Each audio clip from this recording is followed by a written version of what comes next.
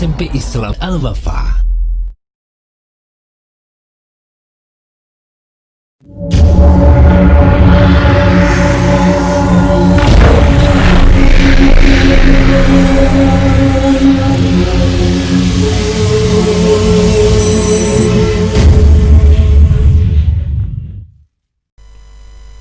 Assalamualaikum warahmatullahi wabarakatuh.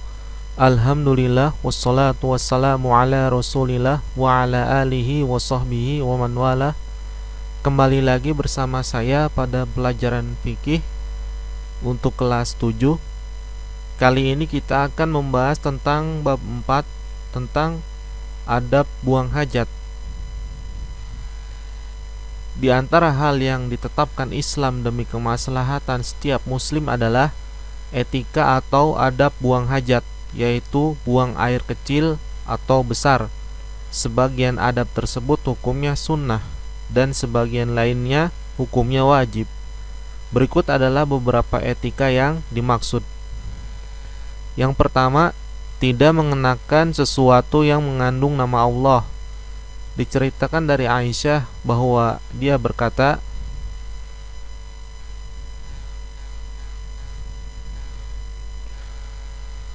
anna nabiyya sallallahu alaihi wasallam idza dakhala al-khala'a wada'a khatamahu wa innama wada'ahu li'annahu kana alaihi Muhammadun Rasulullah. Rawahu Abu Dawud. Bahwasanya Nabi Shallallahu Alaihi Wasallam jika memasuki WC, beliau meletakkan cincinnya, dan cincin beliau itu bertuliskan Muhammad Rasulullah. Hadis riwayat Abu Daud. Kemudian yang kedua adalah menjauh agar tidak terlihat orang lain. Dalilnya adalah anna nabiyya sallallahu alaihi wasallam kana idza arada al-baraza intalaqa hatta la yarahu ahad. Rawahu Abu Daud. Bahwasanya Nabi sallallahu alaihi wasallam apabila hendak buang air besar, beliau pergi sampai tidak ada satupun yang bisa melihatnya. Hadis riwayat Abu Daud. Kemudian yang ketiga adalah ketika masuk WC mendahulukan kaki kiri serta membaca doa Allahumma inni a'udzubika minal khubuthi wal khaba'isi.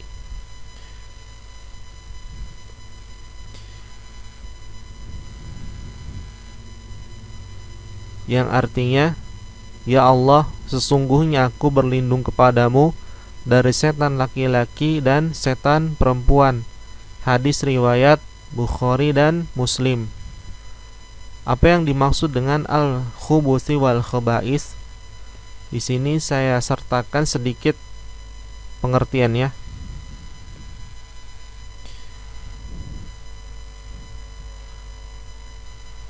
Yang dimaksud dengan al-khubuth wal khaba'is dikatakan maknanya adalah dari syaitan laki-laki ya, dan setan perempuan. Demikian pula dikatakan artinya adalah dari makar mereka dan keburukan mereka, yaitu dari makar syaitan dan keburukan syaitan. Wa ma yulquna bihi fin nafsi min wasawisa, dan hal-hal yang mereka hembuskan ke dalam jiwa kita berupa rasa was-was. Dikatakan juga al-khubuth adalah asyarru, yaitu keburukan. Dikatakan juga al-khubuth adalah al-kufru, kekufuran. Dan dikatakan juga al-khubuth adalah asyayatin, yaitu setan-setan. Wal khaba'is maknanya adalah al-ma'asi, kemaksiatan.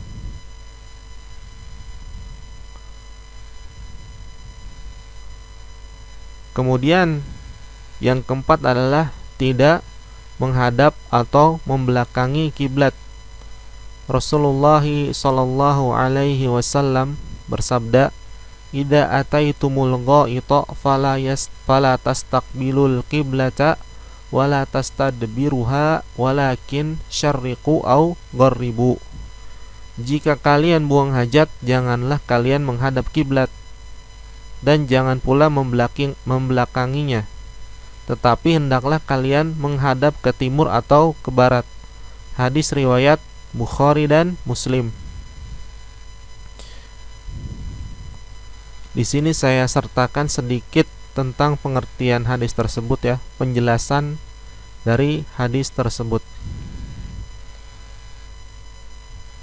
Fi hadzal hadisi yanha Nabi sallallahu alaihi wasallam man arada al-ghaita ay arada qada'a hajatihi, wal ghait wal mawdi'u al-mutma'innu minal ard. Dikatakan pada hadis ini bahwasanya Nabi sallallahu alaihi wasallam apabila beliau hendak buang air besar atau hendak menunaikan hajatnya, yaitu membuang air besar, dan al-ghaid maknanya adalah tempat yang tenang di permukaan bumi.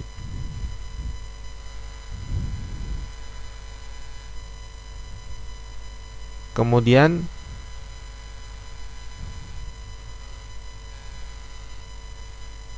pengertian atau penjelasan tentang walakin syarriqu au gharribu maknanya adalah istakbilu jihat syarqi awil gharbi liqada'il hajah, yaitu menghadaplah ke syarq, yaitu ke timur atau ke barat ketika buang air besar. Wa hadzal khitabu li ahli al-Madinati wa man fi ma'nahum ka ahli Syami wal Yamani wa ghairihim. Dan khitab di sini atau orang yang dituju di sini, yang dimaksudkan dalam hadis ini adalah untuk penduduk Madinah dan orang yang semakna dengan mereka seperti penduduk Syam dan penduduk Yaman dan selain mereka, mimman kiblatuhu ala hadha samti, dari orang-orang yang kiblatnya searah dengan mereka ya, dengan penduduk Madinah atau penduduk Syam dan Yaman. Fa amma man kanat kiblatuhu min jihatil masyriq awil maghrib fal maqsudu al irsyadu ila jihatin ukhra la yakunu fiha istiqbalul qiblati wala istidbaruha. Adapun orang yang kiblatnya yaitu ke arah timur atau ke arah barat, maka maksud dari hadis tersebut adalah petunjuk untuk memalingkan arah selain ke kiblat, sehingga ketika kita buang hajat kita tidak menghadap kiblat atau membelakanginya.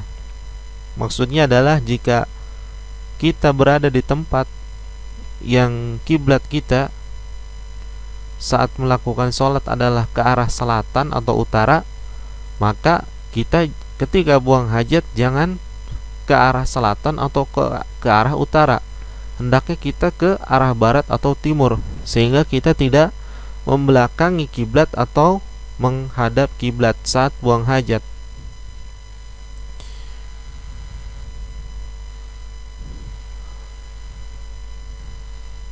Kemudian di sini ada penjelasan, summa yaqulu Abu Ayyub faqadimna Syama fawajadna marahidha wal marahidu huwa al-mughtasil.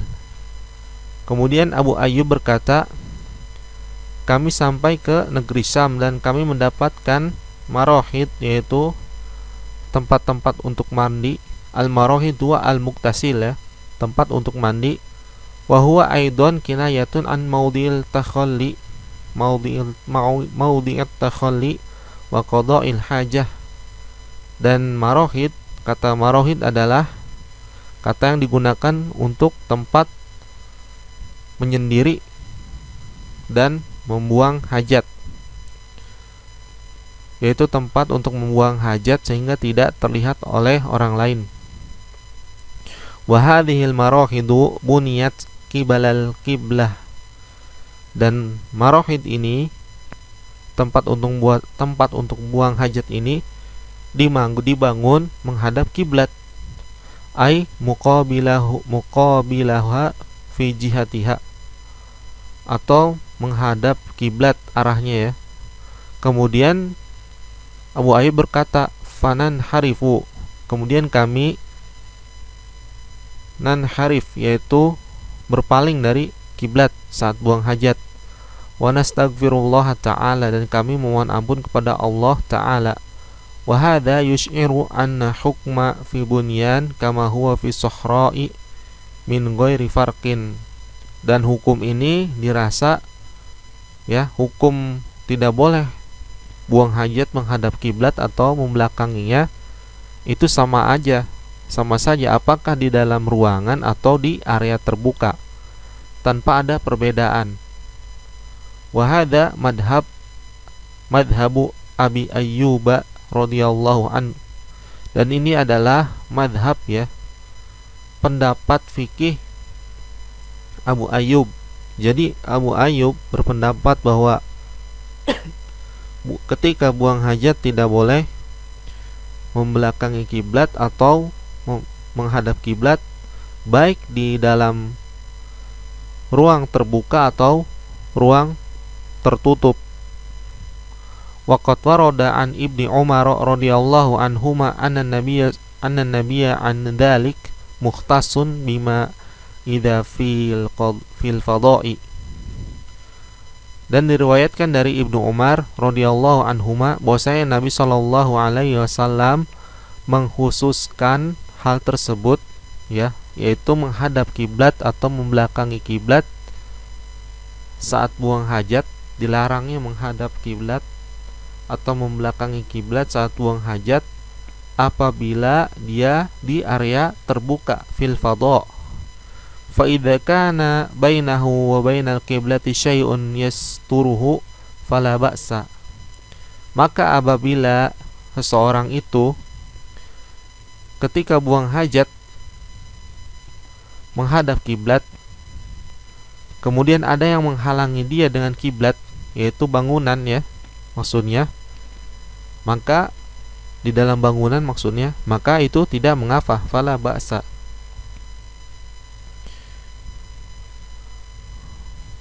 Kemudian yang kelima adalah tidak buang air kecil di tengah jalanan, di tempat bernaung dan di sumber air. Rasulullah sallallahu alaihi wasallam bersabda, ittaqul mala'ina as-salasata al-barazu fil mawaridi wa qari'atut tariqi wa dhilli.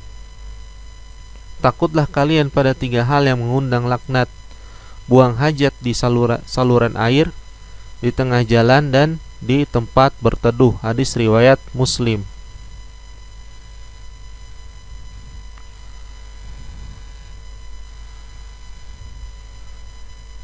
Kemudian yang keenam adalah tidak buang air kecil di genangan air. Rasulullah sallallahu alaihi wasallam bersabda, la yabulanna ahadukum fil ma'id daimi alladzi la yajri tsumma yagtasilu minhu. Janganlah salah seorang di antara kalian kencing di air tergenang yang tidak mengalir, kemudian mandi dengan air tersebut. Hadis riwayat Bukhari dan Muslim.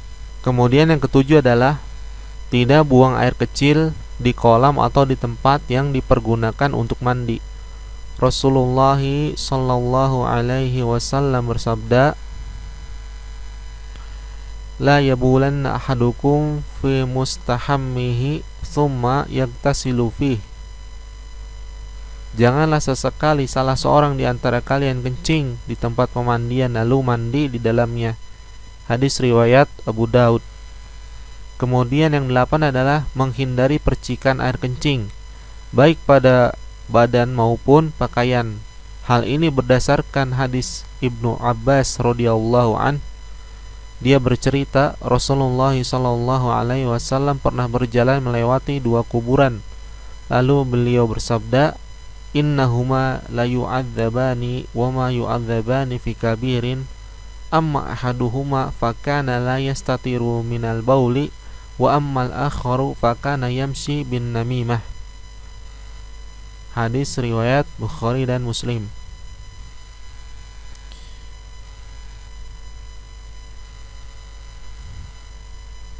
Bahwasanya Nabi suatu ketika melewati dua kuburan, maka Nabi SAW berkata, "Amma innahuma la yu'adzabani wa ma yu'adzabani fi kabirin."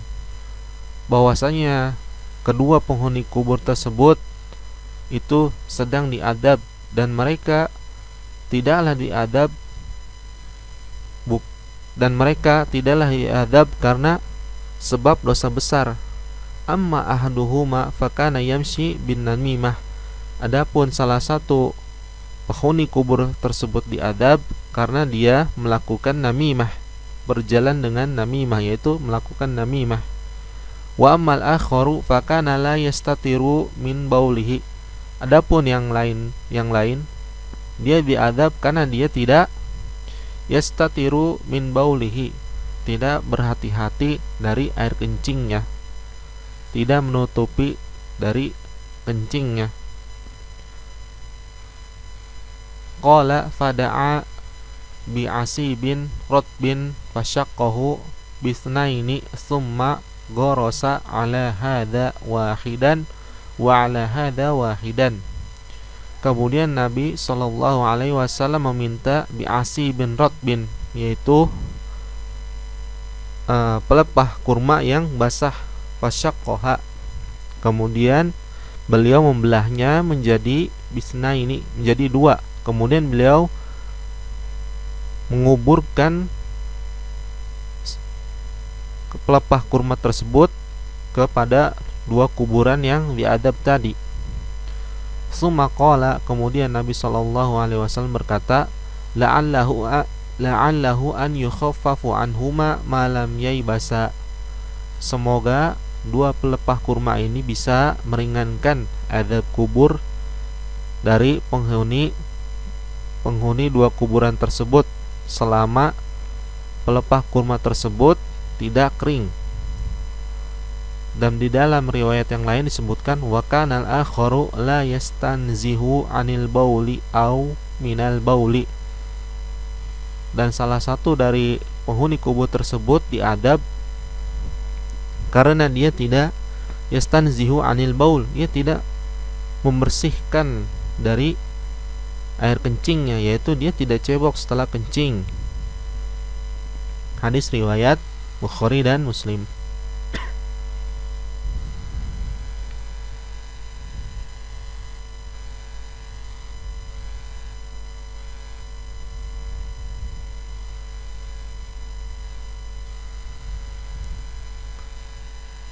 Kemudian yang kesembilan adalah tidak berbicara ketika buang hajat, tidak menjawab salam, serta tidak menjawab azan.